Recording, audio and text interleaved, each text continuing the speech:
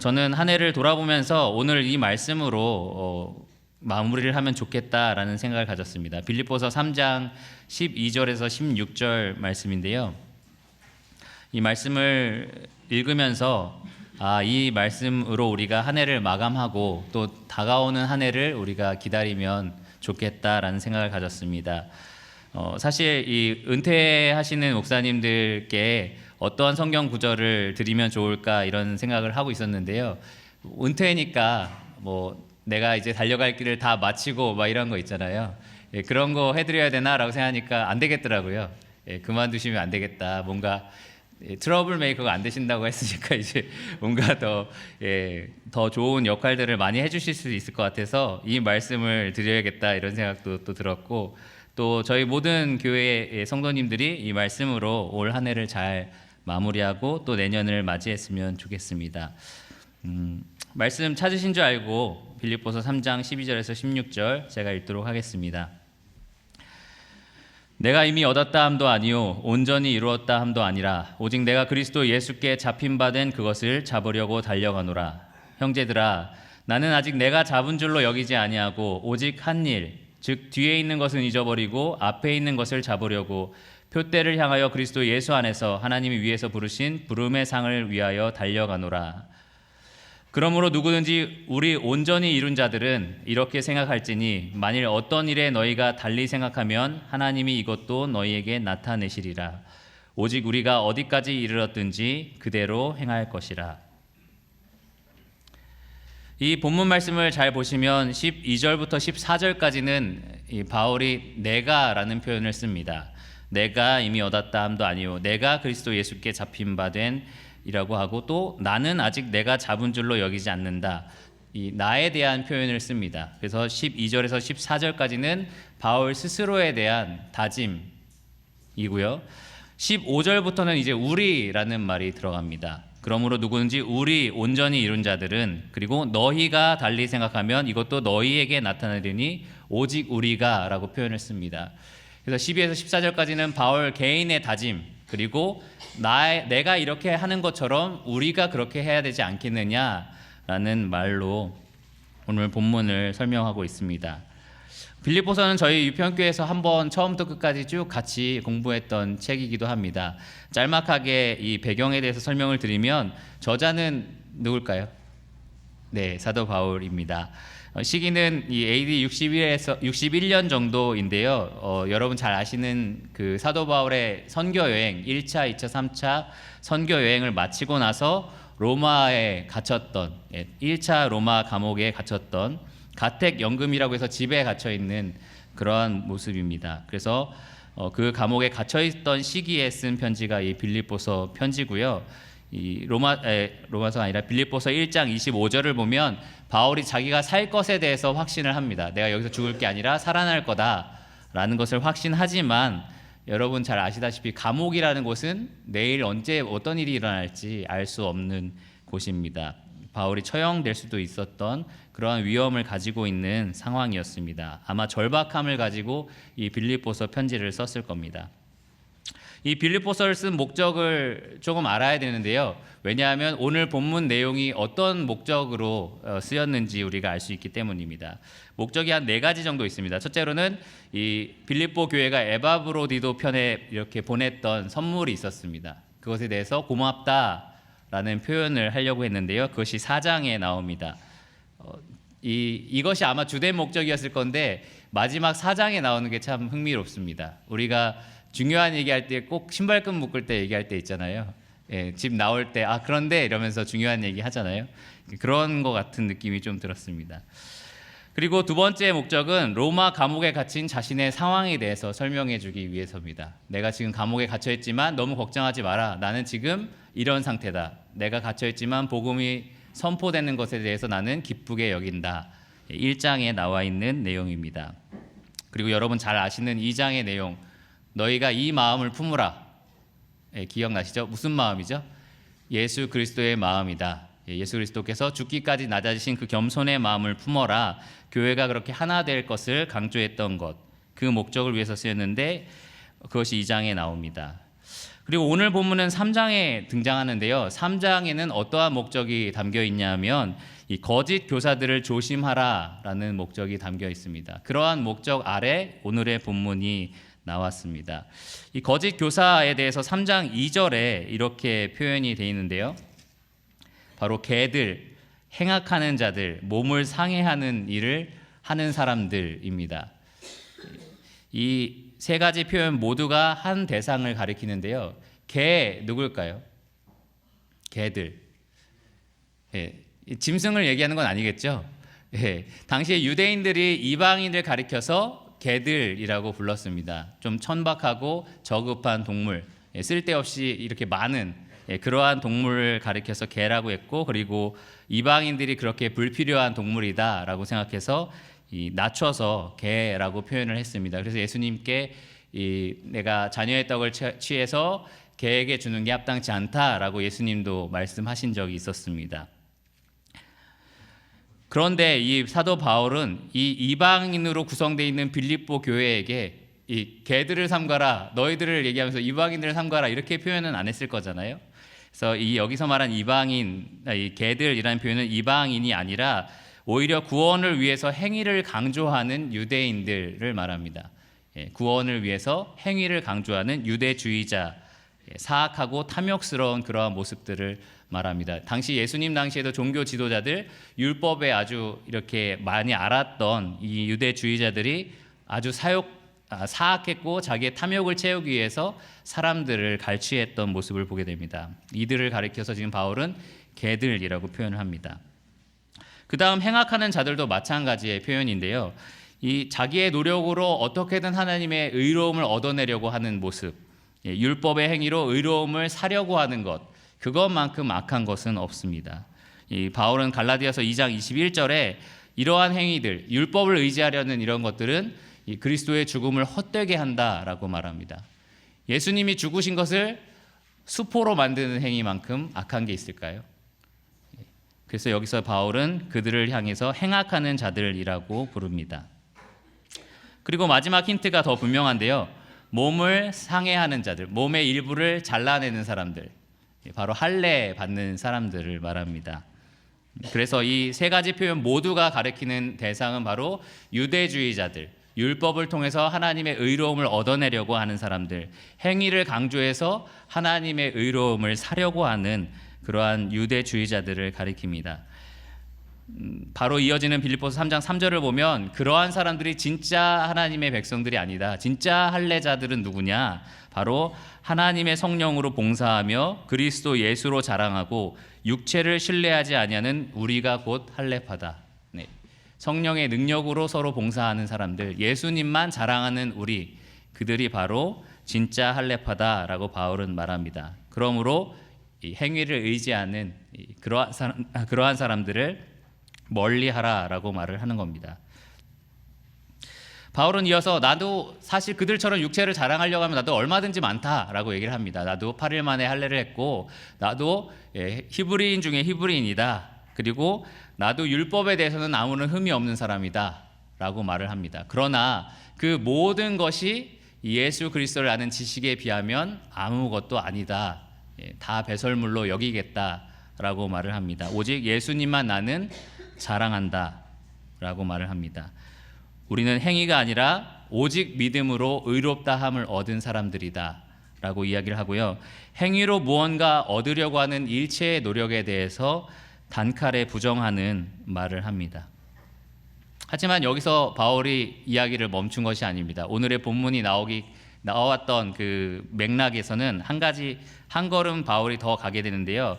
단지 내가 예수님의 은혜로, 하나님의 은혜로 값없이 의롭다함을 얻었다, 그러니까 이제 마음껏 살자가 아닙니다. 바울은 그러므로 동시에 나는 이 그리스도의 부활의 권능을 가지고 주의 죽으심을 본받아서 그 그리스도의 고난에 동참하는 자가 되겠다라는 말을 합니다.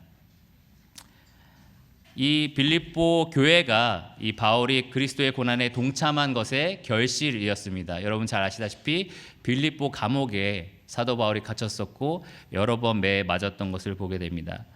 또 이 시점이 3차 전도 여행을 다 마쳤을 시점이기 때문에 아마 엄청나게 많은 고난을 바울은 경험했을 겁니다. 한 번은 이 돌에 너무 심하게 맞아서 사람들이 죽은 줄 알고 내다 버렸는데 살아 있어서 그 다음에 다시 훌훌 털어버리고 다시 복음을 전하러 가는 그러한 모습을 보게 됩니다. 바울은 자기의 행위를 절대로 의지하지 않았지만 자기 안에 이루신 이 예수 그리스도의 은혜의 복음, 그것에 감동하여서 그리스도의 죽음에 함께 동참하고자 열심히 노력했던 사람이었습니다. 그리고 오늘 본문이 나옵니다. 그러나 나는 내가 지난번에 했던 그러한 일들에 대해서 생각하지 않겠다. 이 정도면 됐다. 이 정도면 내가 그리스도의 복음에 합당한 삶을 살았다라고 말하지 않겠다. 온전히 이뤘다라고 나는 말하지 않겠다라고 말을 합니다. 오늘 본문은 바울의 고백으로 시작을 하는데요. 나 바울을 택하신 이 하나님의 은혜, 이 하나님의 구원의 그 목적을 이루는 데는 아직 멀었다, 아직 진행 중이다라고 고백을 하고 있습니다. 하나님은 나를 통해서 이방인을 더 구원하실 것이다. 그리고 하나님께서 나를 구원하셔서 내 안에 이루고자 하시는 이 예수 그리스도의 형상, 이것은 아직도 이루어 가고 있는 중이다라고 고백을 합니다.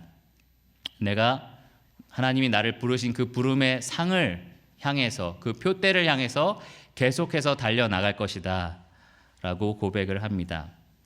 그리고 바울은 빌립보 교회 성도들에게 말하는 것입니다. 너희도 이와 같이 해야 한다. 이 바울의 말을 보면 온전히 이룬 자들이라는 표현이 나오는데요.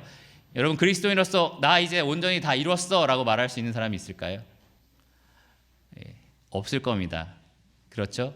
내일 하루만 더 열심히 살면 난 이제 완벽해져, 이런 사람은 아마 없을 겁니다. 아마 그리스도 안에서 더 성숙하면 성숙할수록 난 아직 멀었다라는 생각을 할 겁니다. 이 복음의 은혜를 깊이 알면 알수록 나는 그 은혜에 아직 1도 갚지 못했다라는 표현을 쓸 겁니다. 바울이 여기서 온전히 이룬 자들이라고 표현한 것은 유대주의자들을 어떻게 보면 겨냥한 걸 수도 있습니다. 유대주의자들은 난 율법에 흠이 없어, 나는 완벽해 라고 생각했기 때문입니다. 너희가 정말 온전히 이루었다고 생각하느냐? 그럴지라도 나와 같은 태도로 계속해서 부르심의 상을 위해서 이 표대를 향하여 달려가야 한다. 나와 동일한 태도를 가져야 한다라고 바울은 말하고 있습니다. 계속해서 우리를 처음 사로잡은 예수 그리스도의 그 복음의 능력을 붙들라라고 말을 합니다. 그 복음의 능력으로 봉사하고 예수님을 자랑하고 그리고 육체를 신뢰하지 말라라고 바울은 말을 하고 있습니다. 그리고 오늘 본문 마지막 구절에 보면 오직 우리가 어디까지 이르렀든지 그대로 행하라라고 말을 하는데요. 지금 영적인 상태가 어디에 있든지 우리가 얼만큼 주님을 위해서 살았든지 간에 계속해서 이 바울이 가진 마음과 태도를 가지고 살아야 한다라고 말을 합니다. 그리고 그 바로 위에 보면 혹시 만일 어떤 일에 너희가 달리 생각하면, 나랑 또 다른 태도를 가지고 있다면, 너희들이 했던 것으로 충분하다라고 여기는 사람이 있다면 하나님께서 그것이 잘못됐다라는 것을 너희에게 보여주실 것이다 라고 말을 합니다. 오늘 본문은 바울이 우리가 처음 가졌던 그 복음에 집중하고 충성하라라는 말씀을 하고 있습니다. 이 말씀을 묵상하면서 저는 한번 생각을 해봤습니다. 바울이 가졌던 복음, 바울이 처음 들어서 그 안에 역사했던 능력의 복음과 우리 안에 역사하고 있는 복음이 무슨 차이가 있을까? 바울이 들었던 복음과 우리가 들은 복음 버전이 조금 다른가요? 21세기 복음이었을까요? 그렇진 않습니다. 우리 같은 복음을 듣고 있습니다. 이 바울을 사로잡았던 능력의 복음이 바로 지금 우리를 사로잡고 있는 복음이기도 합니다.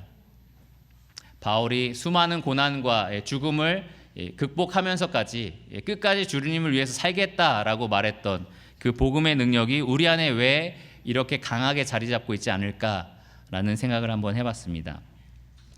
그러면서 이 D.A. 칼슨이라는 사람이 쓴 그리스도인의 정의라는 책에 보면 우리가 이 능력의 복음을 갖고 있는 우리가 그 복음에서 점점 멀어지는 세 가지 이유에 대해서 말을 하고 있습니다. 이 세 가지 이유를 잠시 말씀을 드리면, 첫째로는 세속화 과정이라고 합니다. 세속화 과정. 여러분, 세속한 그리스도인, 세속적인 그리스도인 어떤 느낌이 드십니까?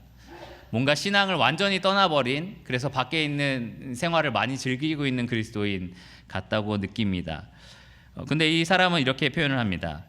이것은 신앙을 포기하도록 몰아가는 어떤 사회적 자극을 의미하는 것이 아니라 신앙이 삶의 주변부로 밀려나는 과정을 말한다.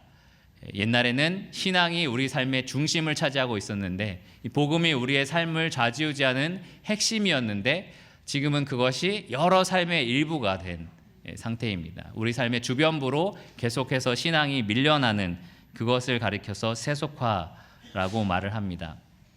과거에는 가족 간의 관계, 직장에서의 일, 또 학업, 여러 가지 우리가 하고 있는 모든 것들, 뭐 여가라든지 취미, 그 모든 것의 중심에는 항상 복음이라는 게 있었고 신앙이라는 게 있었다면 세속화가 되면서 점점 이 구원이라는 것, 복음이라는 것, 신앙이라는 것이 우리의 삶의 한 부분, 일부분 또 삶의 변두리로 전락해 버리는 그러한 상태를 말합니다.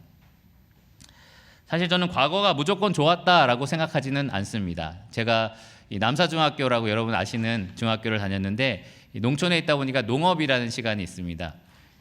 지금 교장 선생님 계신 분이 농업 선생님이신데요. 삽으로 이렇게 땅 파고 하는 일도 실제로 시켰었고 실습을 하는데요. 그래서 삽자루로 많이 맞았습니다. 오늘날 삽으로 아이들 때리면 어떻게 될까요? 부모님들이 전화해서 아이들 잘 가르치겠습니다 이렇게 할까요? 아니면은 신고할까요? 신고하죠. 시대가 많이 변했습니다. 그래서 저는 과거에 했던 행동들, 어떤 표현들, 이런 방법들이 다 오늘날에 맞다라고 생각하지는 않습니다. 그런데 과거에 했던 것들의 어떤 정신들을 우리가 이런 표현들, 방법들을 바꿔가면서 정신마저 잃어버리는 경우가 좀 있는 것 같습니다. 예를 들면 이 교회 안에서도 우리가 과거에는 모이기에 굉장히 힘썼습니다. 주일에 모이는 사람과 수요일에 모이는 사람이 거의 비슷했었고요. 과거에는 이 비포장도로도 사람들이 아기를 뒤에 업고서 걸어서 교회에 참석하곤 했습니다. 지금 왜 그렇게 안 하느냐? 뭐 아이가 독감 걸렸는데도 데리고 와라. 뭐 이런 얘기는 절대 아닙니다. 이런 방법면에는 분명한 차이가 있어야 됩니다. 근데 핵심에 있어서 신앙이 중심이었던 그때의 마음에서 우리는 조금은 이 변화가 찾아온 게 아닌가라는 생각이 듭니다. 과거에 우리가 얼마나 많이 봉사했는지 모릅니다. 이 교회를 지을 때도 정말 모든 성도님들이 빠짐없이 나와서 일했던 것을 기억하게 됩니다. 뭐 철야 막 이렇게 밤에 근무를 하고 나서도 와서 일하셨던 분도 계시고 정말 많은 고생을 하셨었습니다. 지금 교회 새로 지을 때 모든 성도님들 와서 일해라 어떨까요? 철근 나르시고 뭐 다 하셔야 된다. 가능하시겠습니까? 그렇게 해야만 한다는 건 아닙니다. 하지만 만약에 우리가 그렇게 해야만 할 때 그게 가능할 것인가 생각해 보면 조금은 안 될 것 같다라는 생각도 듭니다. 혹시 가능하다면 그렇게 한번 해보는 것도 괜찮을 것 같습니다. 또 과거에는 제가 듣기로는 이 성경 공부를 할 때 유평 마을에서 하셨었는데 집집마다 막 이렇게 들어가서 하시고 하도 안 끝나가지고 서로 막 두들기고 막 이랬다고 하시더라고요. 또 저희들은 어렸기 때문에 밖에서 계속 놀았는데 정말 오래 놀았던 기억이 납니다. 그만큼 말씀 공부에 열정이 있습니다. 그래서 유평교회도 잘 보면은 이렇게 모치님, 부치님 같이 연세가 많으신 분들 보면은 그때의 정신들을 가지고 계신 분들이 계세요. 그래서 솔직히 설교도 어렵고 성경 공부도 배우는 게 참 어렵지만 내가 한 자라도 듣겠다고 오시는 분들이 계십니다. 그러한 정신이 우리에게 꼭 필요하지 않을까라는 생각이 듭니다. 복음과 신앙이 우리 삶의 중심을 차지하는 그러한 정신이 우리에게 꼭 필요하다라는 생각이 듭니다. 또 카스는 두 번째로 성도들이 복음의 능력에서 멀어지는 그 이유에 대해서 이 자기 만족의 추구의 열풍이다라고 말을 합니다. 자기를 희생하고 베푸는 것보다는 편안함과 안정함을 느끼는 것이 더 중요하다라고 생각하는 문제입니다. 과거에는 어떤 교회에 행사가 있다, 모임이 있다라고 했을 때 그게 나한테 무슨 유익이 되지? 가면 재밌을까? 좋을까? 이런 고민보다는 일단 모이니까 함께 모여서 내가 힘을 더해야겠다라는 생각이 더 강했었습니다. 어떻게 가면 내가 저 지체를 도와줄 수 있을까? 가서 내가 도울 수 있는 일은 뭘까라는 생각에서 이제는 나한테 유익이 될까? 즐거울까? 뭐 이런 생각들로 변해가기 시작하는 이러한 세태를 말합니다. 사회적으로는 그런 것들이 많습니다. 나에게 유익이 되면 하고 아니면 안 하고 그래서 개인주의적인 그러한 흐름이 굉장히 강한 것이 오늘날인데요. 교회는 사실 우리를 부르신 그 복음의 능력이 그러한 흐름을 역행하게 만듭니다. 예수 그리스도께서 우리를 죽기까지 낮아지셔서 섬기셨던 그 모습을 생각해 보면 우리는 서로 섬기기 위해서 모이기에 힘써야 합니다. 세 번째로 카스는 철학적 다원주의라고 말을 하는데, 쉽게 말하면 이 세상에 객관적인 진리는 없다라고 생각하는 겁니다. 너도 맞고 나도 맞고, 이 세상에 꼭 이거는 무조건 진리야라고 말하는 건 교만이다라고 생각하는 것입니다. 그러다 보니까 전해지는 말씀에 대해서도 저건 그냥 저 사람의 견해야, 성경의 말씀이 그렇지만 현실은 그렇지도 않아, 이렇게 서로가 생각하는 것이 달라지는 것입니다. 말씀의 권위를 온전히 인정하지 못하고 결국 들려지는 교리, 말씀하고 현실과 급격한 괴리감에 빠지는 것의 문제입니다. 이런 세 가지 문제점이 이 복음의 능력, 바울을 사로잡은 복음의 능력에서 점점 우리를 멀어지게 합니다. 디모데후서 3장에서 사도 바울은 이것이 말세의 특징이다라고 얘기를 합니다. 사람들이 자기를 사랑하고 경건의 모양은 있지만 그 능력은 부인하고, 그리고 쾌락을 하나님보다 더 사랑하는 이 세상의 세태입니다. 이것이 그리스도인들의 삶에 스며들게 되면 우리를 사로잡았던 그 복음의 능력으로부터 조금씩 멀어지게 만든다는 것입니다. 이러한 교회의 문제, 신앙의 문제를 어떻게 해결할 수 있을까요? 내년에 어떻게 하면 우리가 더 주님을 사랑하고 모이기에 더 힘쓰고 우리 마음이 더 복음 중심적인 삶을 살 수 있을까요? 잘못된 해결책이 하나 있습니다. 행동의 변화를 강조하는 겁니다. 여러분, 만찬 예배 빨리 참석하세요. 무조건 참석하세요. 어떤 반은 참석하세요. 수요일날 성도님 누구 안 나오셨네요, 이렇게 얘기하고, 옛날에 어떤 교회에서는 어떤 형제님이 수요일날 참석하신 분들 명단을 다 적어서 하루는 올라가서 발표를 하셨대요. 누구 올해 3번 참석하셨습니다, 이렇게 다 발표를 하셔서 큰 문제를 일으켰다는 얘기를 들었습니다. 근데 그렇게 하는 것들, 행동의 변화를 강조하는 것들, 효과는 바로 즉시 나타납니다. 그렇죠? 여러분, 예전에도 우리 교회에서도 한번 했었는데 예배 만찬 참석 안 하실 분들 너울 쓰고 오세요, 이런 적이 있었습니다. 그러면 효과는 바로 있을 거예요. 그렇죠? 그런데 그게 진짜 변화를 가져오지는 않습니다. 마음의 변화를 가져오지는 않습니다.